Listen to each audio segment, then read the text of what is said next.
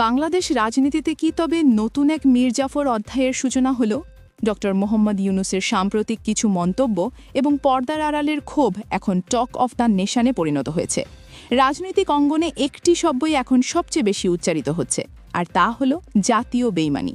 কেন একজন বিশ্ববরেণ্য ব্যক্তিত্ব এবং দেশের অন্তর্বর্তীকালীন সরকারের প্রধান স্তম্ভকে এমন কঠোর অবস্থানের কথা ভাবতে হচ্ছে, তা নিয়ে আজ আমরা বিস্তারিত ব্যবচ্ছেদ করব। ঘটনার সূত্রপাত হয়েছিল ২০০৬ সালের জানুয়ারিতে, যখন নির্বাচনের ডামাডোলের মাঝে ডক্টর ইউনূসের সরকার ঘোষণা করেছিল যে ১২ ফেব্রুয়ারি ভোটের দিনই একটি ঐতিহাসিক গণভোট অনুষ্ঠিত হবে। ইস্যুটি ছিল অত্যন্ত সংবেদনশীল, জুলাই বিপ্লবের মূল চেতনা বা জুলাই সনদ বাস্তবায়ন।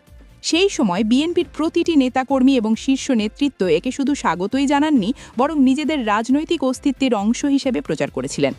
মহাসচিব মির্জা ফখরুল ইসলাম আলমগীর থেকে শুরু করে স্বয়ং তারেক রহমান পর্যন্ত ভিডিও বার্তায় জনগণকে হ্যাঁ ভোট দেওয়ার জন্য উদাত্ত আহ্বান জানিয়েছিলেন। তারেক রহমান তো আরও এক ধাপ এগিয়ে বলেছিলেন যে জুলাই সনদ বাস্তবায়ন করা শহীদদের প্রতি আমাদের পবিত্র দায়িত্ব।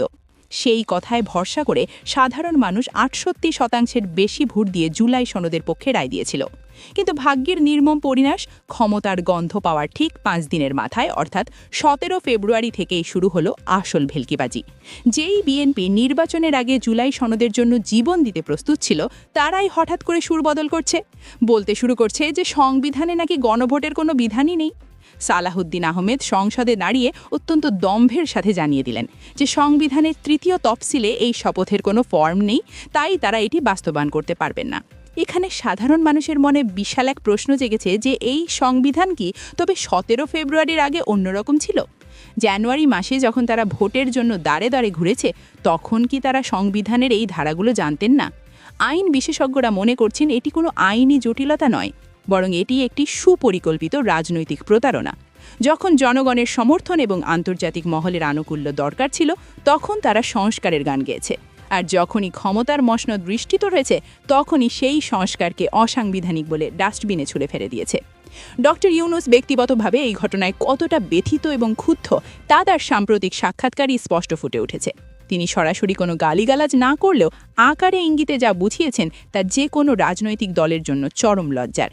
তিনি স্পষ্ট বলেছেন যে রাজনীতিতে মত পরিবর্তন করা যায়, কিন্তু জনগণের সাথে সরাসরি প্রতারণা করা যায় না। যারা ডক্টর ইউনূসকে কাছ থেকে চেনেন তারা জানেন যে তিনি একটি সর্বদলীয় ঐকমত্যের ভিত্তিতে নতুন দেশ গড়ার স্বপ্ন দেখেছিলেন, যেখানে বিএনপি ছিল তার সবচেয়ে বড় সহযোগী। কিন্তু এখন সেই আস্থার দেয়ালটি পুরোপুরি ধসে পড়েছে। শুধু ডক্টর ইউনূস নন, জামায়াতে ইসলামী থেকে শুরু করে ১১ দলীয় জোট, এমনকি রাজপথের সাধারণ মানুষও এখন বিএনপির এই ইউ-টার্ন নিয়ে ছি করছে। সামাজিক যোগাযোগ মাধ্যমে এখন একটি প্রশ্ন ঘুরছে যে ক্ষমতা কি মানুষের নৈতিকতার চেয়েও বড় হয়ে গেল?